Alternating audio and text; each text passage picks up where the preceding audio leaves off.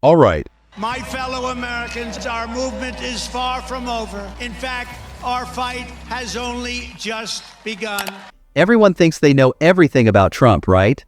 We will make America safe again.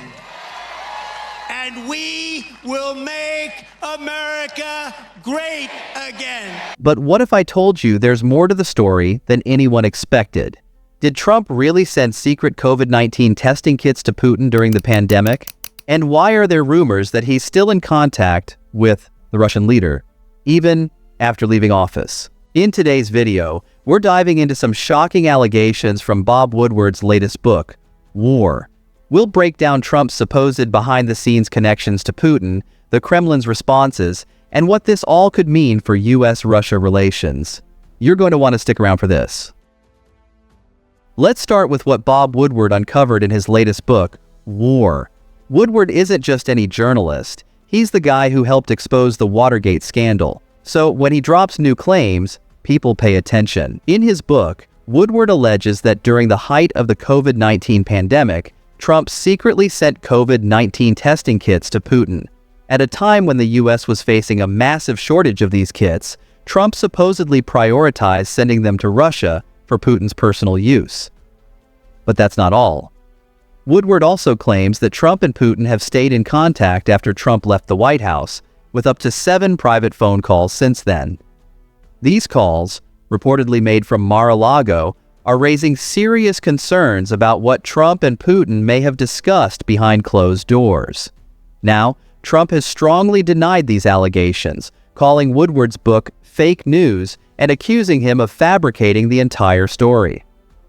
But, with Woodward's reputation on the line, these claims aren't going unnoticed. The Kremlin didn't waste any time responding to these claims. Dmitry Peskov, a spokesperson for the Kremlin, denied that Putin and Trump had any phone calls after Trump left office. Peskov called the reports completely false and insisted that no such conversations took place. But here's where it gets interesting. While the Kremlin denied the phone calls, they did confirm that there was an exchange of medical equipment between Russia and the U.S. during the pandemic. They framed it as part of regular cooperation between nations, not some secretive move by Trump to help Putin personally. So, while the Kremlin is firmly denying any recent communication between Trump and Putin, they aren't fully distancing themselves from the idea that some level of cooperation did occur during the pandemic. Trump, as expected, fired back. As soon as the allegations surfaced, Trump's team was quick to deny everything. They labeled Woodward's book a fabrication and claimed that none of it ever happened. Trump himself took to social media, calling the claims ridiculous and saying that the idea of him secretly helping Putin during the pandemic was complete fiction. But not everyone's convinced. Vice President Kamala Harris has been one of the most vocal critics of Trump on this issue. She recently stated that if these allegations are true, it only highlights how dangerous Trump's foreign policy really was. She pointed out that helping a murderous dictator like Putin, especially during a pandemic, raises serious questions about Trump's judgment and priorities. And it's not just Harris.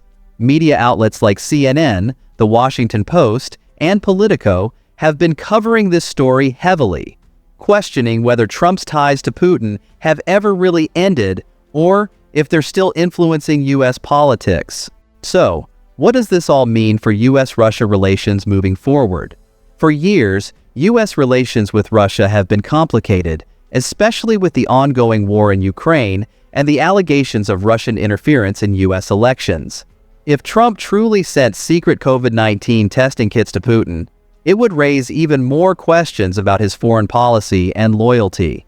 And if those phone calls actually happened, it could suggest that Trump's ties with Putin have continued even after leaving the White House. As we head into the 2024 election cycle, these allegations could play a significant role in shaping public opinion on Trump's candidacy. His relationships with foreign leaders like Putin could become a focal point in the debate over his potential return to the White House. In summary, Bob Woodward's book, War, has raised serious questions about Donald Trump's relationship with Vladimir Putin. From allegations of sending COVID-19 testing kits to secret phone calls after leaving office, The claims are explosive. Trump and the Kremlin have both denied most of it, but the story is far from over.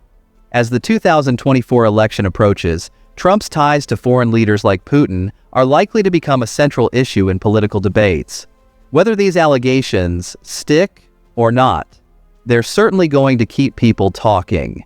If you want to stay updated on this story and more, don't forget to hit that like button and subscribe to the channel. Thanks for watching.